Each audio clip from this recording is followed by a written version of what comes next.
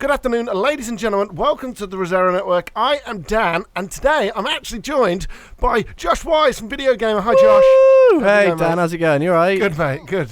I love that everyone's like, just gets introduced. Woo, to start a little bit of fanfare, yeah. Yeah, so Rich is on holiday. I'm meant to be on holiday. So you went out for Video Gamer, obviously our sister site, to play Monster Hunter World Iceborne. I did. And this is it. So we got like 15 minutes of a little bit of everything. Yeah. Snow. Doesn't it? Yeah, it's very, very different. You played World for a bit, didn't you? I did, yeah. Rich played it to death, completed it, loved it. I loved it. I just didn't have enough time, and I didn't, it's hard to kind of manage schedules with people, let's play on Monday at 10 o'clock, and then... Yeah, for sure. It's so much more fun in co-op. Yeah. And also, if you're going to do Monster Hunter, as you will see in this video, you need to invest a lot of time. Yes. It's a very Google game. It is. You got to know all the stats, all the gear, got to get your levels right, you got to really research things, and kind of... So if you're a bit of an idiot like me, and you kind of rush in, you'll get your ass handed to you. It looks pretty, though. It looks really nice, yeah. One of the things that I really like about it is kind of, if you don't fight, you can just kind of wander around and just explore. I love getting all the little crafty things. So and it's Monster Explorer. It's Monster Explorer. It's Monster Spotter.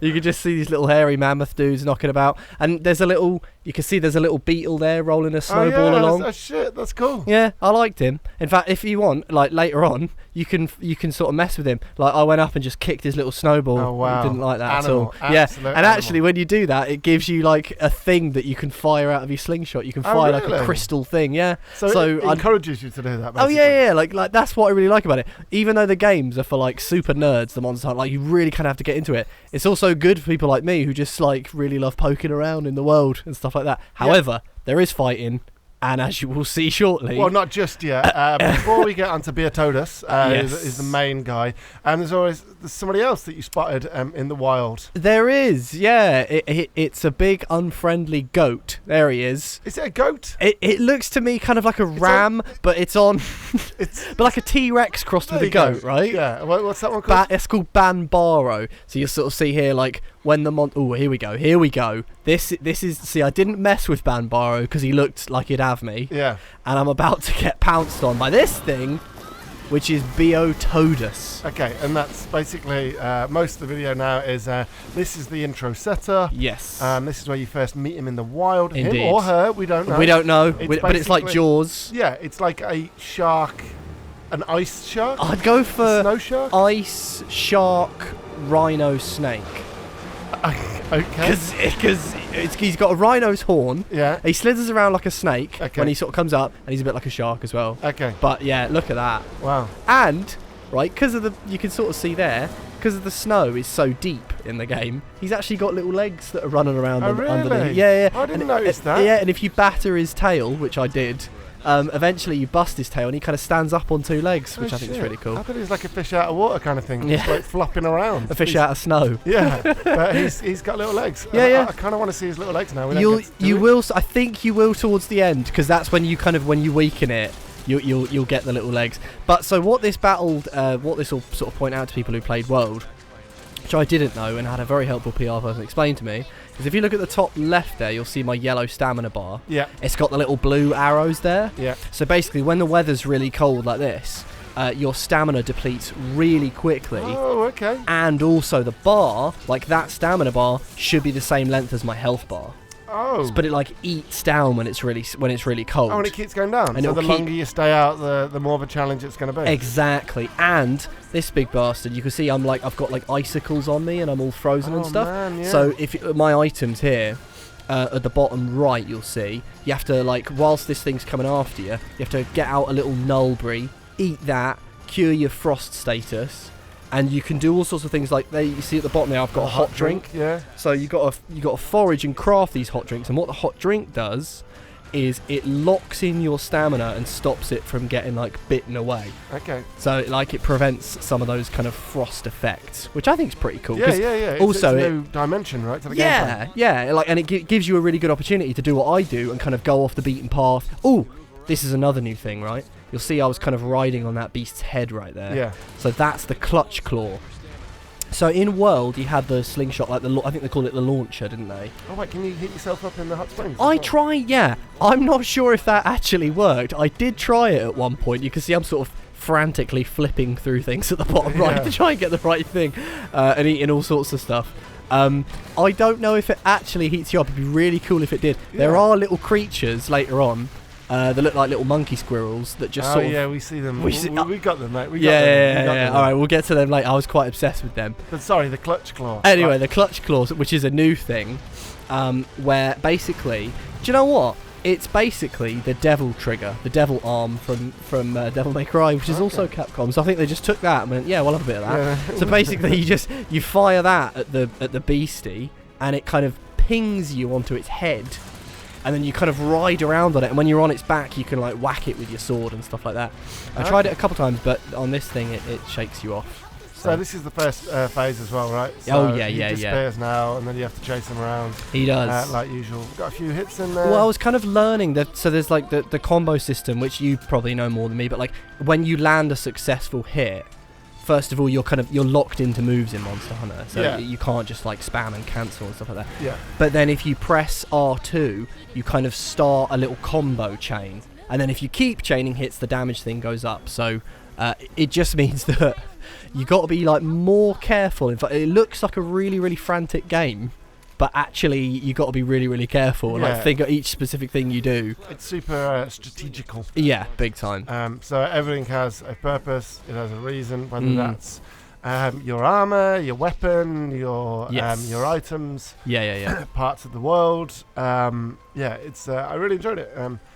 That doesn't warm you up, does it? No, look, it warms him up. That little fella there, he's loving it in there. Is that your Palico? No, my Palico. Actually, I don't know where my Palico's faffing about.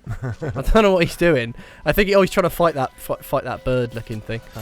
But yeah, it's actually. Do you know what's kind of cool, kind of annoying about Iceborne? I found is that by the time I got to the end of it, I really wanted to play the game.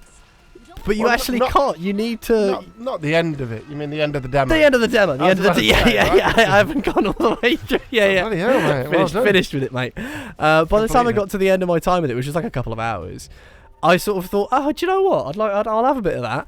But you actually need to have like a completed save. You have to not only have Monster Hunter World, but have a save of the end of it. I find that baffling. Yeah. Like, because I can't play Iceborne technically, because I didn't actually finish the final boss. I think, yeah, and the final boss as in terms of like story stuff. Yeah. Which it is a shame, especially because I think it's described as a standalone. Stamina's back up. Oh yes, I must have been eating. I'm eating my rations. You see, there you go. Oh, okay. So your rations bring it back, and if you're smart, which of course I'm not, you do that, and then you have a hot drink to kind of lock it in. You know? Oh yeah. And of course I didn't know all this, so you'll see just below the stamina as well. My little blade. Is sharp. You got to use the whetstone. This is why I kind of love Monster Hunter, because you prepare for an expedition. Definitely. You sharpen your sword. You make sure you've got the right items. You make sure you've got the right weapon. Make sure you got the right armor set. Kind of ready for who you're going to take on. I do love that. It reminds me of like a little bit Hitman, a little bit of sort of like Dark Souls, but you make sure you've got all the items you need kind of on you. You really do your homework. Yeah, like half the game's in the prep, right? Exactly, yeah. And of course, at this point, I was still trying to brute force my way through this Beotodus, which did work eventually. Well, this is it. This is towards, right at the end of your playthrough. Yeah. You've been exploring, you'd been changing weapons. I switched it up. I tried a faster weapon. Is this back to the first weapon, though? So I went back to the, I think it's called the Kronos Machina. Okay. Or the Chroma Machina, which is a big switching axe thing, just because it did the most damage in the end. And by the time I'd gotten used to the speed of it, I sort of thought, okay, I'll start chaining with this, because you'll see the things do like 74 damage and stuff like that. And he's wriggling around, and eventually do him. He looks hurt. Yeah, he is hurt. Yeah, because you've fought him multiple times in this kind of before you. Exactly, and I think actually. Fainted, right? Like you went to fight him, and then went to get more. And then I went back to my camp and got some more potion stuff. Yeah, and I think I might have missed the bit where he stands up on two legs for you, unfortunately, because I think this is the last bit where he sort of flops about like a worm. Yeah. But yeah, or you'll see there as well, your Palico is saying fly little vigor wasps. So your Palico, that's one of the new features, is that your Palico will assist you with like the health stuff. Why didn't they do that in Monster Hunter World in the base game? I thought the vigor wasps was a new thing for this. Oh, you know what? I'm not entirely sure. But so, yeah. I'll take your word for it because you your played it more than I did. You had a bit of paper that said, "Hey guys, this is what's new. These are the new things." Yeah. So yeah, you'll see also as soon as I beat this thing in real life, I threw my hands in the air in triumph and I went off to get a sandwich to celebrate. So you may well have like wouldn't make for great footage. 6 minutes of you stood there dancing while you go and eat a sandwich. And actually, when I came back, it turns out that they respawn. Oh really? And I said to the rep guy, I was like, "Oh god, I was really nervous." I was like, should I have done something while it was dead to make sure it stayed dead? And the rep was like, "No, don't worry. Yeah. Like you've got all the stuff you need. As soon as you kill it, you get all of the stuff from it. Like you don't need you don't have to carve it. Yeah, like I found that even though I'd killed it and just I opened up the inventory by the time the quest was over, and it said, "Oh, you've got all of the stuff." Oh, but I think if you carve it, you get extra stuff. Oh, do you? Well, that's the way it worked in the base game. Oh well, fair enough then. You'd want to build specific armor sets, and you'd need scales or teeth or horns from various different animals. Okay. So you'd kill it, and then you'd kind of carve it up, and then you'd take the pieces. Right. But because this is like a main quest, you might get that stuff anyway. Yeah, I'm not entirely sure. or at least like the essentials that you need, whatever. Yeah. You said you didn't complete the main game, right? You dabbled. And then I dabbled because it was on Rich actually put it on his games of the year when we did our games of the year. Yeah, so Rich is our resident. He evil. loves it. Yeah, he's our resident evil. He is. Yeah. But he's our resident monster guy. Monster guy? Yeah, I guess monster. He's a monster guy. Yeah.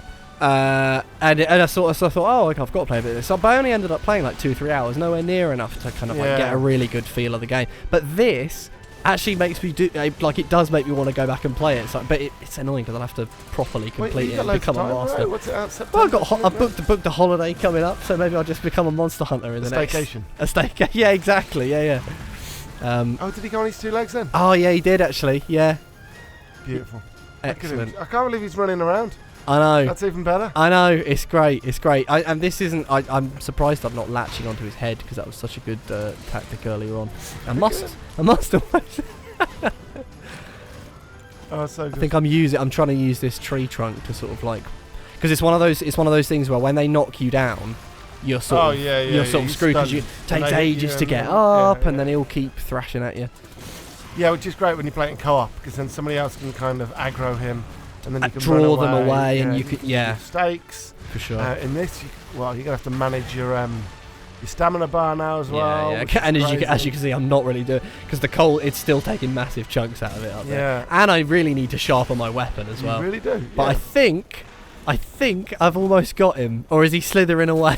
He's slithering away a little bit. See, they do that. They did that on normal world, right? I kind of like that. Like you fight the bosses in these big sort of hub areas with lots of different parts. Exactly. You really have to like follow them all around the place. You chase them like down waterfalls and shit. Yeah. You hunt them. Yeah, basically. Yeah, that's it. Yeah, because it wouldn't be much of a monster hunter if you didn't out and he just stayed in one spot. Yeah, or if they came to you and said, "All right, come on then, let's have it out." Yeah, but judging by how long we got left on the video, Josh, I think we're not far away from you. Oh, is this it? It might be because I'm doing the combo chain. Look at those chains. Well. Look at his little legs.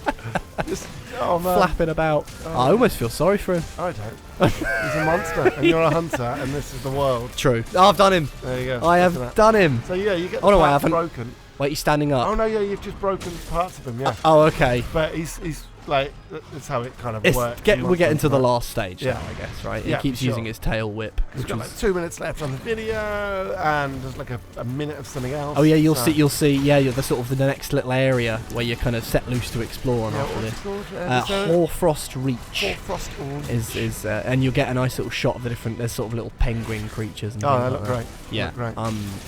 Yeah, I really want it. I want it. I'm gonna dedicate myself to Monster Hunter World. I think. I feel like it's your kind of game. Yeah.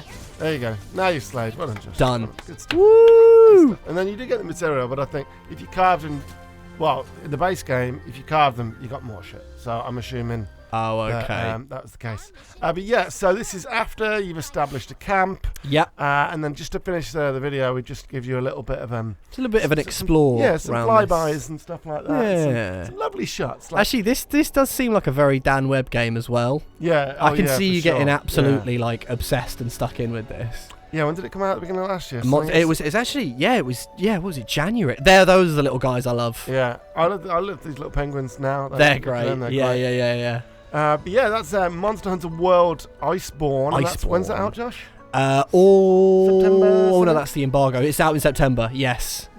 Josh doesn't know. I don't know the date. I messed that up. Xbox, PlayStation, PC. Is it on PC?